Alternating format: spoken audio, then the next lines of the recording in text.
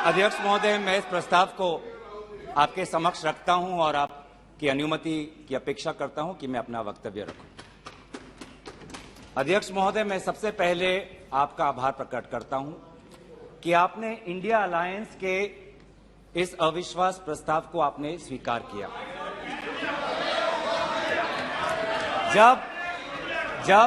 जब आपने पूछा कि इस अविश्वास प्रस्ताव के समर्थन में कौन कौन खड़ा है, तो मैं इस मंच से हमारे सारे इंडिया अलायंस दलों के सांसदों को मैं धन्यवाद और आभार प्रकट करता हूं। सर, ये अविश्वास प्रस्ताव हमारी मजबूरी है। ये हमारी मजबूरी है कि हम अविश्वास प्रस्ताव हमें लाना पड़ा, क्योंकि ये बात कभी भी संख्या की नहीं थी। ये बात हमेशा इंसाफ की थी, मणिपुर के इंसाफ की थी। आप पहले प्रस्ताव रख दो। आप पहले सर, प्रस्ताव मैंने आपसे अनुमति मांगा, मैं प्रस्ताव आगे करता हूं। मैंने शुरुआत में उनकी अनुमति मांगी। ये इंसाफ मणिपुर की है, मणिपुर के लिए है। इंसाफ है। मैं पढ़ूं महोदय, मैं निम्नलिखित प्रस्ताव पेश करता हूं कि ये सभा मंत्री परिषद में विश्वास का भाव व्यक्त करती है। सर, अध्यक्ष महोदय, ये अविश्वास प्रस्ताव मणिपुर के लिए हम लाए हैं, इंडिया अलायंस, क्योंकि मणिपुर आज इंसाफ मांगता है। मणिपुर का युवा इंसाफ मांगता है, मणिपुर की बेटी इंसाफ मांगती है, मणिपुर के किसान इंसाफ मांगते हैं, मणिपुर के छात्र इंसाफ मांगते हैं। और मार्टिन लूथर किंग ने कहा है, मार्टिन लूथर किंग ने कहा है कि अगर कहीं भी नाइंसाफी हो तो वो हर जगह के लिए इंसाफ का खतरा बन सकता है। Injustice anywhere is a threat to justice everywhere. तो ये जो घटनाएं मणिपुर में हो रही है, इसको ये हम ना समझे कि उत्तर पूर्वांचल के किसी कोने में हो रहा है, ये भारत में हो रहा है। सर, अगर मणिपुर जल रहा है तो भारत जल रहा है। अगर मणिपुर में आग लगी है तो भारत में आग लगी है। अगर मणिपुर विभाजित हुआ है तो भारत विभाजित हुआ है। तो आज हम सिर्फ मणिपुर की बात नहीं कर रहे, हम भारत की बात कर रहे हैं। सर, हमारी मांग स्पष्ट थी कि देश के मुखिया होने के नाते प्रधानमंत्री सदन में आए, अपनी बात रखे, अपनी संवेदना प्रकट करे और उस पर सारे पार्टी समर्थन दे और मणिपुर को एक संदेश जाए कि इस दुख की घड़ी में पूरा सदन मणिपुर के साथ है, हम मणिपुर में शांति चाहते हैं। यह हमारी अपेक्षा थी, यह हमारी अपेक्षा थी। लेकिन अफसोस की बात है कि ऐसा नहीं हुआ। प्रधानमंत्री महोदय ने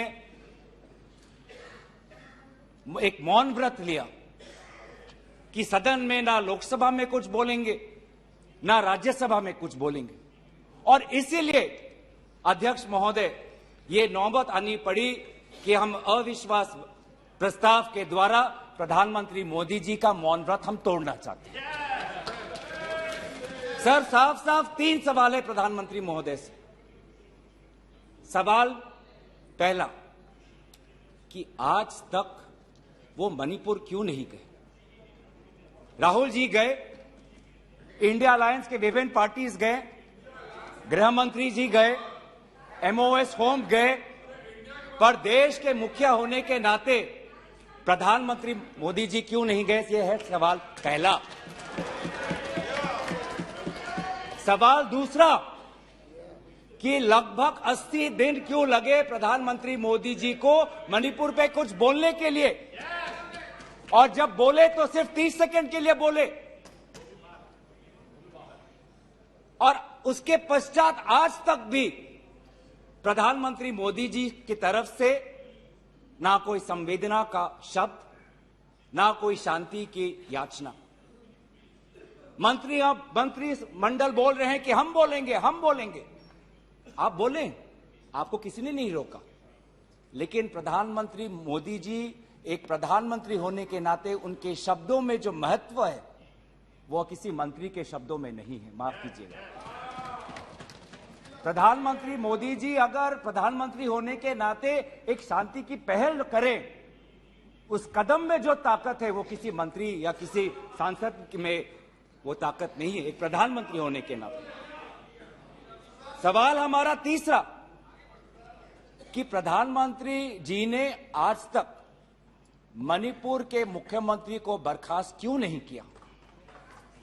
आपने गुजरात में जब निर्वाचन आए, गुजरात में जब आपको अपनी राजनीति करनी थी तो गुजरात में मुख्यमंत्री बदल दिए, एक बार नहीं 2 बार। उत्तराखंड में निर्वाचन आ रहे थे तो उत्तराखंड में 1 बार 2 बार 3 बार 4 बार शायद आपने मुख्यमंत्री बदल किए। त्रिपुरा में निर्वाचन आए तो त्रिपुरा में भी आपने निर्वाचन आपने से पहले आप मुख्यमंत्री को बदला। मणिपुर के मुख्यमंत्री में ऐसा क्या आपने विशेष आपका आशीर्वाद आप दे रहे हैं जिन्होंने खुद कबूल किया है कि आज मेरे कारण एक इंटेलिजेंस फेलियर हुआ है? ये 3 सवाल हैं सर, और शायद इन 3 सवालों का 3 उत्तर भी है। प्रधानमंत्री मोदी जी मणिपुर पर क्यों मौन हैं? शायद उस प्रश्न का उत्तर भी 3 है। पहला उत्तर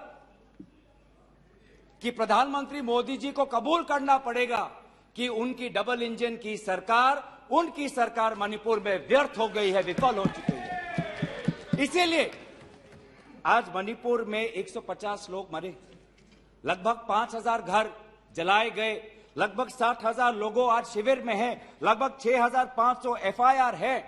और मुख्यमंत्री, प्रदेश के मुख्यमंत्री होने के नाते जो एक संवाद का वातावरण बनाना चाहिए था, जो एक शांति, अमन और सद्भावना का एक वातावरण जो बनाना चाहिए था, आज उन्होंने सिर्फ मई महीने से नहीं, पिछले 2-3 सालों से ऐसे कुछ भड़काऊ उन्होंने कदम लिए हैं जो आज समाज के बीच में तनाव पैदा हो गया है। आज हम मणिपुर गए हैं, क्या मणिपुर में यह सबसे पहला हिंसा हुआ है? नहीं। क्या उत्तर पूर्वांचल में यह सबसे पहला हिंसा हुआ है? नहीं। इससे पहले भी हुए हैं, मणिपुर में भी हुए हैं। मैं खुद उत्तर पूर्वांचल का हूं, मैं खुद जिम्मेवारी से कहता हूं कि हुए हैं, लेकिन पहली बार, अरे आप में से तो कोई गया भी नहीं, आप क्या जानेंगे? पहले जाओ और फिर हमें परामर्श दो, पहले आप लोग जाओ। सर हम गए और बहुत दुख हुआ कि हमने समाज में 2 वर्गों के बीच ऐसा बंटवारा, समाज के 2 वर्गों के बीच हृदय में इतना आक्रोश, इतना गुस्सा हमने पहले कभी नहीं देखा। हमने पहले कभी भी नहीं देखा कि आज समाज का एक वर्ग दूसरे के प्रति बदले की भाषा का प्रयोग कर रहा है। हमने कभी भी नहीं देखा कि एक प्रदेश में एक ऐसी लकीर खींच दी गई है कि पहाड़ पे एक वर्ग के लोग रहते हैं और वैली में एक वर्ग के लोग रहते हैं। अफसोस की बात है सर कि जो सरकार एक इंडिया की बात करती है, आज उन्होंने 2 मणिपुर आपने बना दिए हैं। आपके राजनीति से 2 मणिपुर आज बन गए।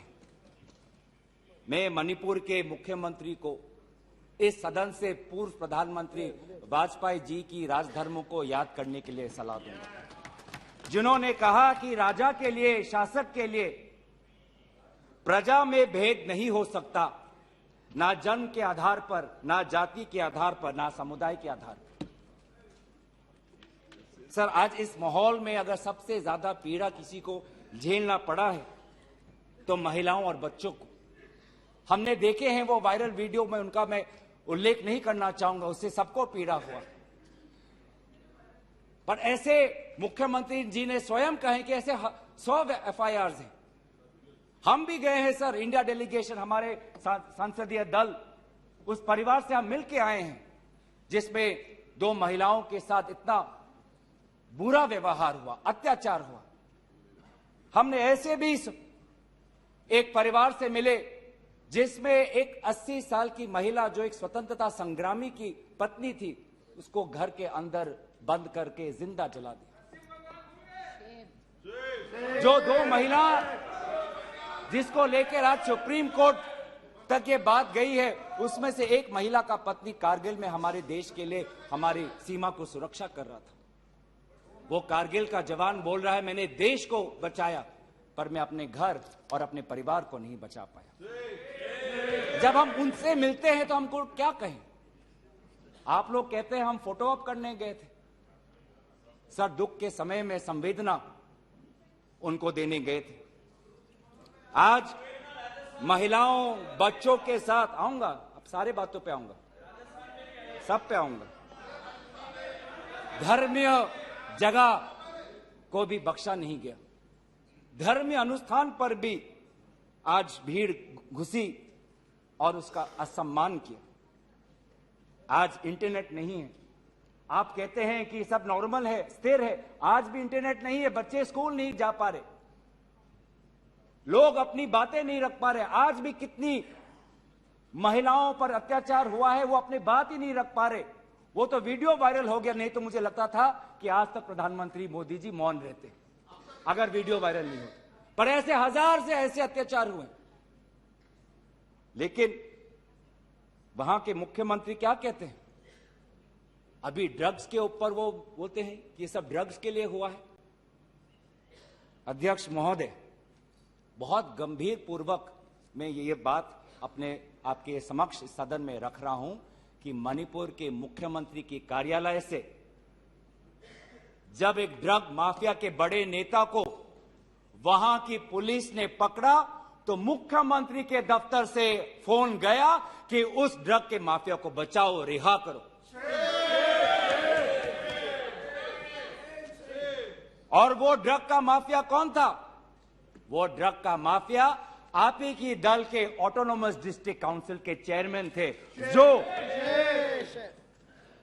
वहां पे जब इटोचा सिंह को पकड़ा गया, लोयांग नांगबंग इटोचा, जब इस व्यक्ति को पकड़ा गया तो मुख्यमंत्री के दफ्तर से फोन गया कि इसको रिहा करो।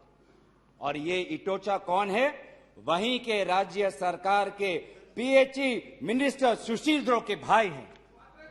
आज ये इन सरकार राज्य में ड्रग्स की बात करते हैं, ड्रग्स के साथ मुख्यमंत्री महोदय के दफ्तर का ताल्लुकात है। ये बात मैं नहीं कर रहा, वो पुलिस अफसर जिनको इनकी राज्य सरकार ने मेडल दिया, वो आज वो बात कर रही है कि ये सरकार ने मुझे मेडल दिया और यही सरकार मुझे ड्रग से जुड़े हुए इनके दल के नेताओं को छोड़ने के लिए कह रही है। उन्होंने अपना मेडल वापस कर दिया राज्य सरकार।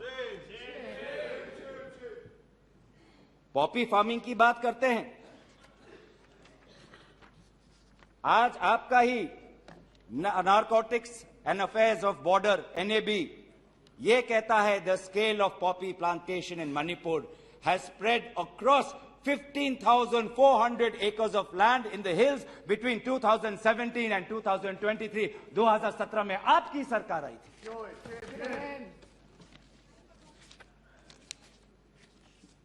आज इंडियन फॉरेस्ट सर्वे रिपोर्ट 2021 में कहता है that within 2 years time the forest area of Manipur has decreased by 248.63 square kilometers.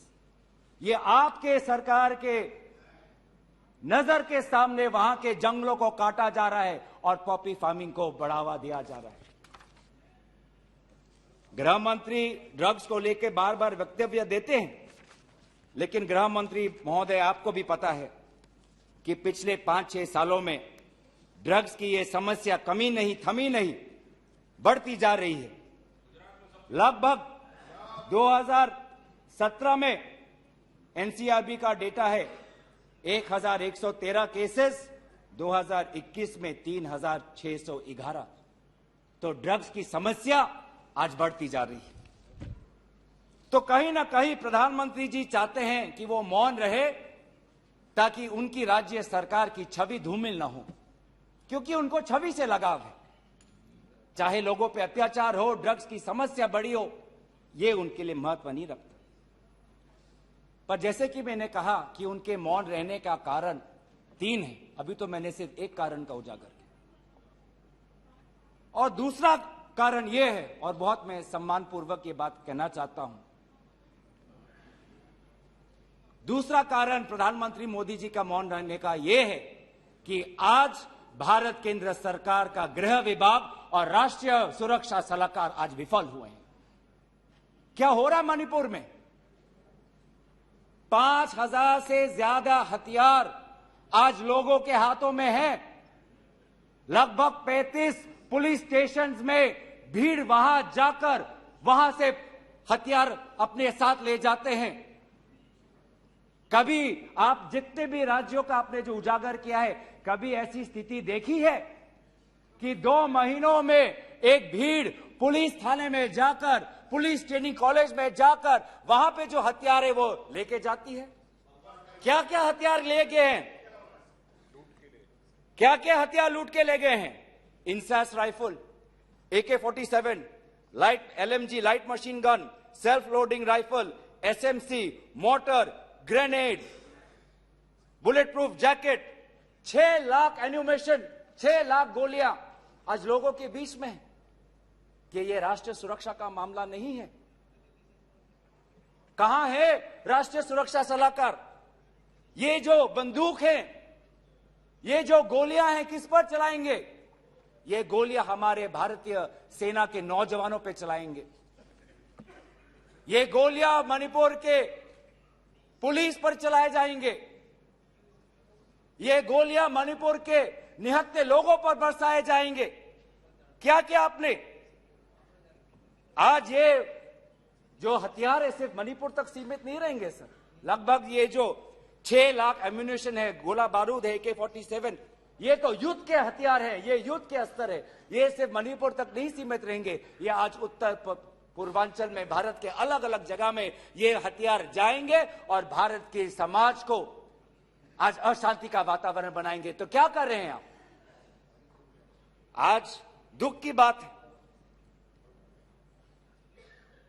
कि अभी मुख्यमंत्री पहले तो समाज पर दोष ठहरा रहे थे, अब मुख्यमंत्री, मणिपुर के मुख्यमंत्री केंद्र सरकार और असम राइफल्स पे आज निशाना साध रहे हैं। आज ही हमें सुनने में मिला कि असम राइफल्स, जिसको जिम्मेवारी दी गई है देश को, लोगों को बचाने के लिए, उनको हटाया जा रहा है। मुख्यमंत्री के घर के जो विधायक हैं, मैं उनका नाम नहीं लूंगा, वो पूछते हैं कि इतने हथियार कहां से आए? क्या कर रही है केंद्रीय शासित सुरक्षा दल? ये असम राइफल्स किसके अनुसार काम करता है? ये असम राइफल्स गृह विभाग के मंत्रालय से इनको निर्देश दिया जाता है। तो एक ऐसी व्यवस्था बन गई है मणिपुर में कि मणिपुर के पुलिस आज असम राइफल्स के जवान पर उंगली उठा रहे हैं, असम राइफल्स के जवान आज मणिपुर के पुलिस पर उंगली उठा रही है। ये बना है 21वीं सदी के भारत में। ऐसे हम समाधान कर रहे हैं पिछले 3 महीनों से। आज सुप्रीम कोर्ट ने जो जांच कमेटी बैठाई, उससे साफ साफ साबित होता है कि सुप्रीम कोर्ट ने भी आज केंद्र सरकार और राज्य सरकार के जो काम है उसको स्वीकार नहीं किया है। आज इसीलिए कमेटी बैठाई गई है। मैं पूछना चाहूंगा कि गृह मंत्री, आपने एक 51 मेंबर्स का कमेटी बैठाया, कितने बार वो कमेटी बैठी? आप 3 दिन थे, आप वहां पे गए, 51 आपने एक पीस कमेटी बैठाई, अच्छी बात है, लेकिन वो कमेटी आज तक असफल रही। गृह मंत्री ने कहा कि मैं 15 दिन बाद में आऊंगा, पर गृह मंत्री 15 दिन हो गए हैं पर मणिपुर में दिखाई नहीं दिए। जब एक suspended insurgency group UKLF, United Kuki Liberation Front का चेयरमैन SS हाउकिप लीगल बयान में, एफिडेविट में यह बात कहता है कि भाजपा ने 2017 और 2019 के निर्वाचन में एक उग्रपंथी संगठन का उन्होंने सहयोग लिया। एक लीगल एफिडेविट में यह बात लिखा है। यह है इनका राष्ट्रवाद, यह है इनका राष्ट्रवाद, जो राष्ट्रवाद देश की अखंडता को आज सत्य के दांव पे आज भूल चुका है। ये राष्ट्रवाद है कि जो आज देश की अखंडता के साथ खिलवाड़ कर रहा है। आज उत्तर पूर्वांचल में आपके बड़े बड़े जो भी बातें हैं सारे अभी तक नाकाम रहे। एनआरसी की बात करते हैं, आज तक एनआरसी असम में लागू नहीं हुआ। सीएए की बात करते हैं, ऐसा एक माहौल वहां पे हुआ कि पूर्व जापान के प्रधानमंत्री असम नहीं जा पाए। नागा पीस फ्रेमवर्क 8 साल हो गए, अभी तक हमने नहीं देखा कि ये नागा पीस फ्रेमवर्क में हुआ क्या है। गृह मंत्री आज नागा विधायक से अलग से मिलते हैं, मणिपुर के से आए हुए कुकी विधायक से अलग से मिलते हैं। क्यों नहीं आप सबको एक साथ मिलकर बुलाएं और शांति की अपेक्षा करें? ये अलग अलग मीटिंग क्यों? ऐसे उत्तर पूर्वांचल की समस्या नहीं सुलझेगी कि अगर आप समाज, जाति, धर्म के आधार पर बंटवारा करें। आपको साथ में लेना पड़ेगा। पहली बार हम ये देख रहे हैं कि 2 उत्तर पूर्वांचल के राज्य असम और मिजोरम के पुलिस अफसर एक दूसरे पे गोली चला रहे। ये आपकी राष्ट्रीय सुरक्षा की नीति है। इसी बात का उजागर राहुल गांधी जी ने इस सदन में किया था जब उन्होंने आपको चेतावनी दी थी कि आप उत्तर पूर्वांचल के साथ खिलवाड़ कर रहे हो। उत्तर पूर्वांचल हमारे देश का हिस्सा है, इन्होंने कहा था।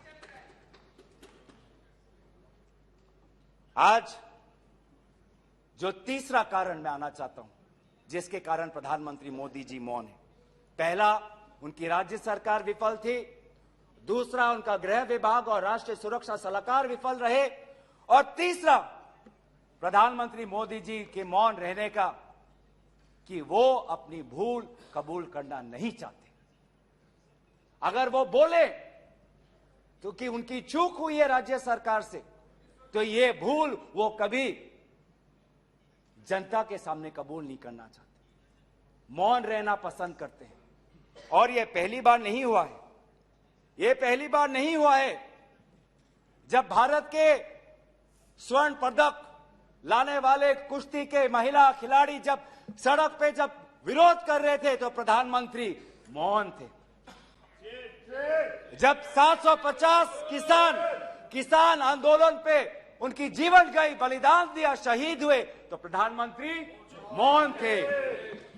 जब 2020 में दिल्ली में रायट्स हुए, दंगे हुए, पर विदेश के एक सरकार के नेता आए थे, उस समय भी प्रधानमंत्री मौन थे। जब अडानी पर इसी सदन में राहुल गांधी जी ने प्रधानमंत्री मोदी जी से सवाल किया कि कितने बार अडानी जी एक विशेष कंपनी को प्रधानमंत्री के साथ जाने पर उनको सुविधा हुआ, तो प्रधानमंत्री मोदी जी मौन थे। जब हम बार बार पूछते हैं,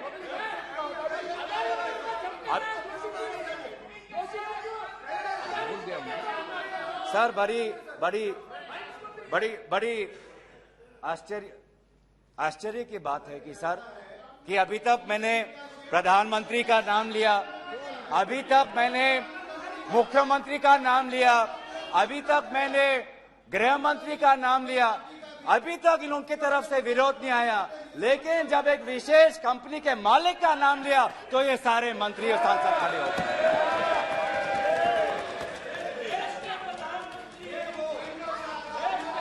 किसकी सरकार है सर? ये किसकी सरकार है? जब चीन पर हमने सवाल किया, चीन पर आप पूछे, मैं चीन पर आता हूं। जब चीन पर हमने सवाल किया कि चीन हमारे सीमा के अंदर कितने किलोमीटर पर है, तो प्रधानमंत्री मोदी जी मौन रहे। प्रधानमंत्री मोदी जी ने G20 के बाली समिट में प्रेसिडेंट शी जिनपिंग के साथ क्या बातचीत की, उनके विदेश मंत्रालय ने इसको छुपाने की कोशिश की। लेकिन जब चीन के विदेश मंत्रालय से बात आई तो भारत सरकार के विदेश मंत्रालय ने खुद कबूल किया कि हाँ, हमने छुपाई थी कि बहुत संवेदनशील बातें प्रधानमंत्री मोदी जी ने शी जिनपिंग के साथ बाली में किया। हम पूछना चाहते हैं कि क्या बातें की आपने, क्या समझौता हुआ, क्या बताएंगे? विदेश मंत्री ने कुछ दिन पहले हम सबके समक्ष एक स्टेटमेंट रखा, पर उस स्टेटमेंट पर भी बाली में प्रधानमंत्री मोदी जी और प्रेसिडेंट राष्ट्रपति शी जिनपिंग के बीच में क्या बात हुई, इन्होंने उजागर नहीं किया। आप चीन की बात करते हैं, आप चीन की बात करते हैं, तो प्रधानमंत्री मोदी जी जब जम्मू कश्मीर के पूर्व राज्यपाल ने कहा कि उन्होंने प्रधानमंत्री को फोन किया था, तो पूर्व ये राज्यपाल ने क्या कहा कि उनको चुप रहने का सलाह उनको मिला। प्रधानमंत्री मोदी जी मौन रहे। जब पूर्व एक राज्यपाल ने कहा कि हमने सुरक्षा मांगी थी हमारे पुलवामा के जवानों के लिए, लेकिन हमको कोई सुरक्षा नहीं मिली, जब ऐसा गंभीर बात एक पूर्व राज्यपाल, आपकी ही चुनी हुई राज्यपाल ने रखा, तो प्रधानमंत्री मोदी जी मौन रहे। जब कोविड में सेकेंड वेव में लोग के सांसों में, फाफड़ों में ऑक्सीजन नहीं था, तब प्रधानमंत्री पश्चिम बंगाल में वोट मांग रहे थे। जब मणिपुर में महिलाओं पर अत्याचार हो रहा था, तो प्रधानमंत्री जी कर्नाटक में वोट मांग रहे थे। ये कैसा राष्ट्रवाद है? यह कैसा राष्ट्रवाद है जो देश से ऊपर अपने सत्ता को ज्यादा महत्व देता है? इस देश के इतिहास में हमने दूसरे प्रधानमंत्री भी देखे हैं। हमने ऐसे भी प्रधानमंत्री देखे हैं जिन्होंने उत्तर पूर्वांचल और भारत की संवेदना को समझा। मैं उदाहरण देना चाहता हूं। जब असम में हमारा असम अकॉर्ड हुआ 1985 में, तो असम में हमारी कांग्रेस की सरकार थी, लेकिन शांति के पहल के लिए उस समय के पूर्व प्रधानमंत्री राजीव गांधी जी ने कहा कि कांग्रेस की सरकार बर्खास्त होनी चाहिए, हम एक निर्वाचन लाना चाहते हैं ताकि शांति आगे बढ़े। ये हमारा राष्ट्रवाद है कि दल से ऊपर हमारा देश, ये हमारा राष्ट्रवाद है। जब मीजो अकॉर्ड हुआ, सुन लीजिए, सुनने का धैर्य रखिए। जब मीजो अकॉर्ड हुआ 1986 में, तो मिजोरम में हमारी सरकार थी, लेकिन राजीव गांधी जी ने लालडेंगा जी के साथ समझौता करके मीजो अकॉर्ड उन्होंने स्थापना किया 1986 में, और वहां के पूर्व लालडेंगा जी मिजोरम के इंटरिम गवर्नमेंट के मुख्यमंत्री बने। और निर्वाचन यह है कि हमें सत्ता नहीं, हमें शांति चाहिए उत्तर पूर्वांचल में। अगर सत्ता खोनी पड़ी, दल का बलिदान देना पड़ा, तो उत्तर पूर्वांचल और देश की अखंडता के लिए हम वो बलिदान देने के लिए तैयार हैं।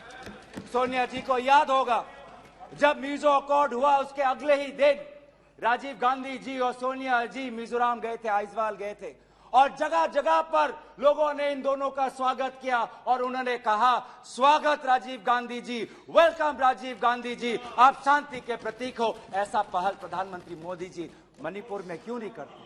हम उनका समर्थन करेंगे, हम उनका समर्थन करेंगे। इस सदन में जब 2012 में असम में कोकराझार में जब हिंसा हुआ, तो इस सदन में, लोकसभा में, राज्यसभा में हमारे पहले प्रधानमंत्री डॉक्टर मनमोहन सिंह जी ने इस सदन में उन्होंने बात रखी। जब कोकराझार में जब हिंसा हुआ, तो उसके 7 दिन बाद प्रधानमंत्री मनमोहन सिंह जी वहां पर गए और उन्होंने कहा, क्या कहा? उन्होंने कहा असम में जाकर, we are one people, we are one nation, we must live together as such, we must restore peace and calm throughout the area. ऐसी बातें प्रधानमंत्री मोदी जी क्यों नहीं करते? चलिए मेरे दल का नहीं, मैं आपके दल का उदाहरण देता हूं। जब 2002 में गुजरात में जब दंगे हुए, तो उस समय के प्रधानमंत्री वाजपेयी जी गुजरात गए थे, शाह आलम के वो रेफ्यूजी कैंप में गए थे। तो सीधा सर, मैं प्रधानमंत्री जी से 3 में हमारी याचना है। 3 हमारे याचना है। याचना 1 कि वो सदन में आकर अपनी बात रखे, लोकसभा में आए और राज्यसभा में भी जाएं, लोकसभा में भी आए और राज्यसभा में भी जाए। हमारी याचना दूसरा कि वो मणिपुर जाए और पूरे पार्टी को लेके जाए। ये बात हमने सदन के प्रारंभ होने से भी पहले कहा था कि अगर प्रधानमंत्री पूरा मणिपुर को में एक ऑल पार्टी डेलीगेशन लेके जाएंगे तो हम सब उसमें शामिल होंगे। और हमारा तीसरा ये याचना है कि मणिपुर के विभिन्न समाज सेवक संगठनों को बुलाकर एक मीटिंग करिए, शांति का एक पहल रखिए। लेकिन प्रधानमंत्री क्या कर रहे हैं? प्रधानमंत्री आज इंडिया अलायंस को बदनाम करने में तुले हैं, देश के नाम को आज बदनाम करने में तुले हैं। अफसोस की बात है, अफसोस की बात है,